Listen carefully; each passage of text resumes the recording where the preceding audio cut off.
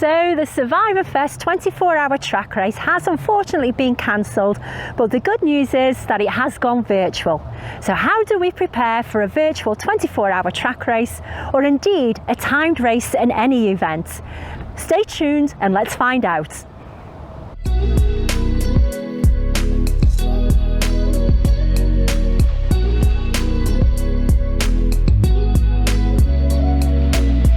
In 3 weeks' time, I'm going to be competing in my 7th 24-hour event, and I'll be doing it on this very track that you see here behind me that is close to home and on my doorstep.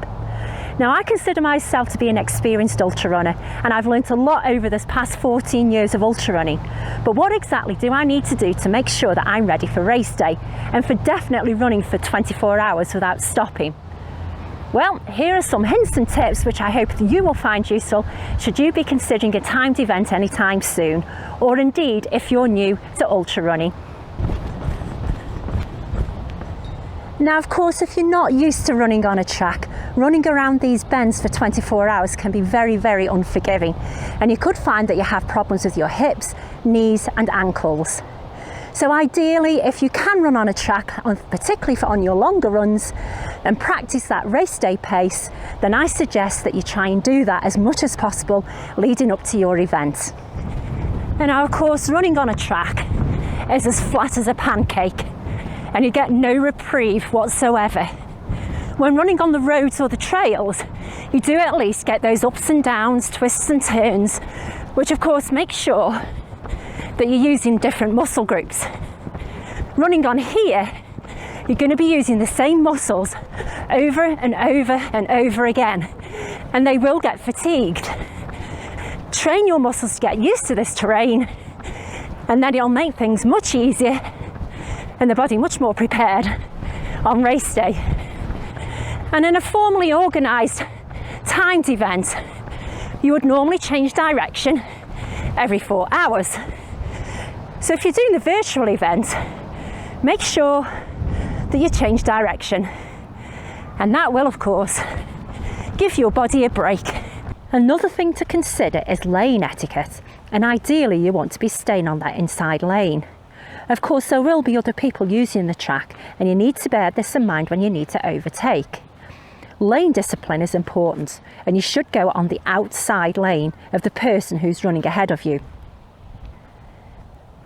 Of course, if somebody's aiming for records, it might be courteous of those on the inside lane, if they're walking, to move over.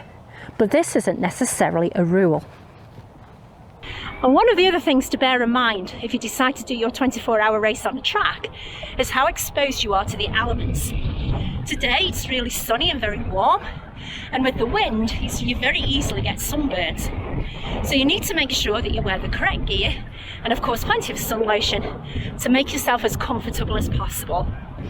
And certainly in the overnight period, it can get quite chilly, especially as you start to slow down and struggle through those night hours. So just make sure that you bring the correct gear to keep you warm, to keep you cool, whatever else you think you're likely to need. Now, one of the things I have been asked about running for 24 hours is whether you go to sleep. Now, I personally wouldn't recommend it.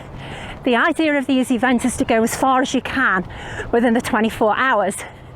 So really, ideally, you need to keep moving as much as possible.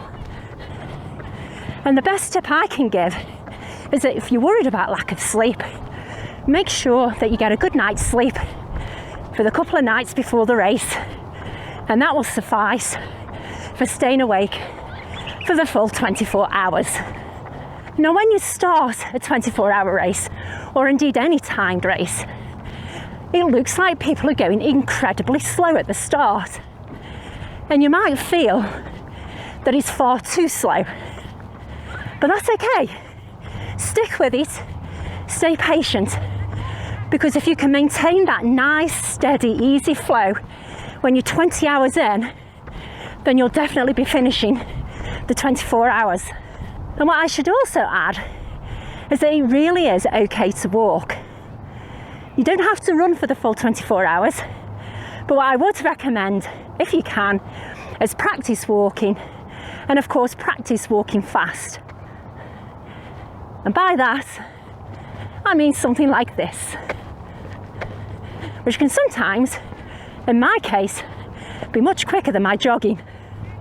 Now, of course, running around a track for 24 hours to some people may be incredibly boring. And they start to think, how on earth do you train your brain to cope with that monotony? One of the tips that I use is break the race into sections. So this could either be 4-hour chunks, or it could be every 5 miles, it could be every 10 laps, whatever. Break it up to make it much easier to cope with mentally. And the other thing to bear in mind, of course, is that the scenery never changes. So just pick out different things. Take a look at the trees. Take a look at your surroundings. Count the number of trees to distract you. Anything just to keep yourself motivated and to keep you moving for the full 24 hours. Another tip that I would definitely give is to make sure that you bring more than one pair of shoes. You're going to be wearing these shoes for 24 hours. You may get blisters, you may get sweaty feet, your socks may be rubbing, and to be honest, there's nothing nicer than putting on a nice pair of fresh socks mid-race and a fresh pair of shoes. Sometimes that change of gear can be invigorating, and it can really save your race. And I certainly changed into different shoes within a few hours of starting the race, simply due to the comfort factor. And one of the things that I do to avoid blisters is smear my feet in Vaseline. And in all honesty, I very rarely have blisters when I run my ultras. And of course, when it does come to choosing shoes for the track running, you probably want to avoid things like racing flats, because they won't give you the cushioning and comfort that you'll likely need for this kind of conditions. And trail shoes for sure would be far too harsh for running on a track. 24-hour track races tend to measure distance in laps. So if you use a watch, don't rely on your watch. If you're running that outside lane, you're going to be doing a few meters more each lap, and that distance won't count. The other thing to bear in mind is that it is 24 hours. If you're still running a minute later, that minute won't count. So stop when that bell rings. Music or no music, it really is a personal choice. One thing I will say is that it's great for distracting you from the monotony of running around the track. It's also great for helping to break down the race. For example, if a tune is 5 minutes long, you might want to keep walking until that tune has ended and then start running when the next one starts. It really is a personal choice. I tend not to listen to music too much. 4 hours of listening to music blaring in my ears is enough. Now, of course, at in-person races, they would normally have aid stations that provide all the fuel that you need to keep you going. But for me, being a virtual race, it does mean that I'm going to have to bring my own crew and my own food and fluids to keep me going for the full 24 hours. But what kind of things do I actually use, and what kind of things do I eat?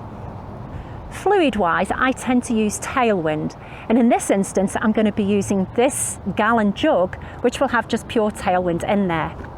It's also a good tip to bring these little cups with you, because it's much quicker to scoop the liquids out than to try and tip it up and pour it into a cup.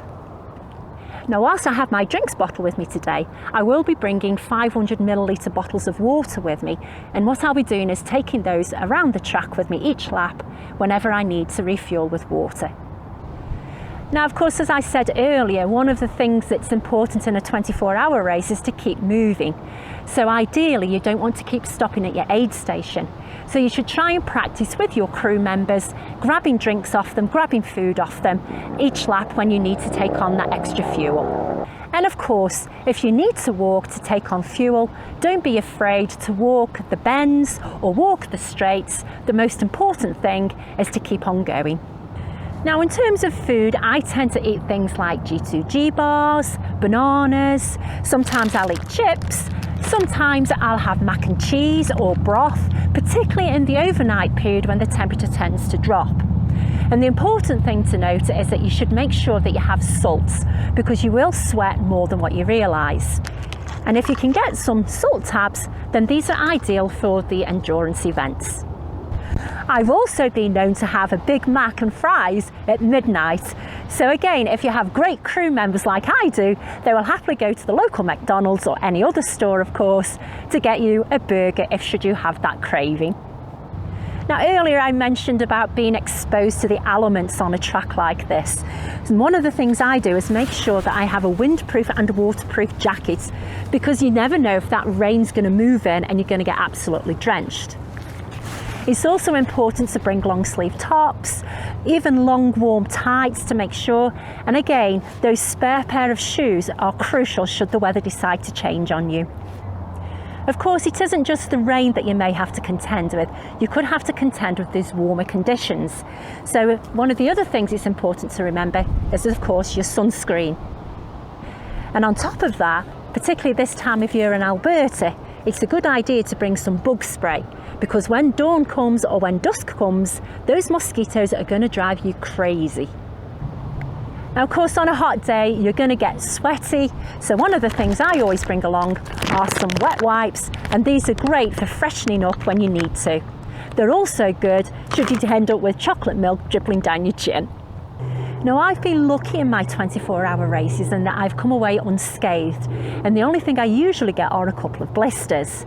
But one of the things that is still important to bear in mind is that you should bring a first aid kit with you, simply because they have band-aids or plasters in there. They also have insect wipes, antiseptic wipes, and all those kind of things that you may find useful. Who knows what's going to happen during a 24-hour period. In addition to that, one of the other things I use is this new skin for those blisters. Sometimes I'll pop the blisters, I'll cover them with this, put a band-aid on, and I'm ready to go again. Of course, one of the things I also use is Vaseline, and this is great for preventing those blisters that you likely will encounter during the full 24-hour race. I also use Squirrel's nut butter, and this is fantastic to prevent chafing on your shoulders, in other areas that I won't mention, and of course, for me particularly, between the thighs. And one of the other things you might want to bring with you is one of these compression bandages. In the past, I've had problems with swollen feet and swollen ankles after one of these kind of races, and these are great for after the race for aiding with your recovery. Of course, if you are bringing along crew members, it's important to make sure that they are comfortable too, as 24 hours isn't just a long time for us runners, but it's also a long time for those that are standing around supporting us. If they can bring their own food and drinks, it means that they don't have to suffer on energy gels and tailwind for the 24 hours. And the final tip that I can give you today is, of course, to get some trendy running pants. These ones are from Earthgroove Activewear. I can highly recommend them, and they sure do make you feel nice and speedy. Well, I hope that you found those hints and tips useful for your 24-hour race that you may have planned over the coming months. Thanks again for watching, folks. Thanks again for joining me. If you like this kind of thing, then please do subscribe to my channel to help it grow further. And of course, hit that like button and hit that little bell so that you get notified when more videos are available. And of course, if there's anything else that you'd like to see, or you have any questions whatsoever about ultra running or timed events, then please add them in the comments below and I'll be sure to get back to you. See you all again next time.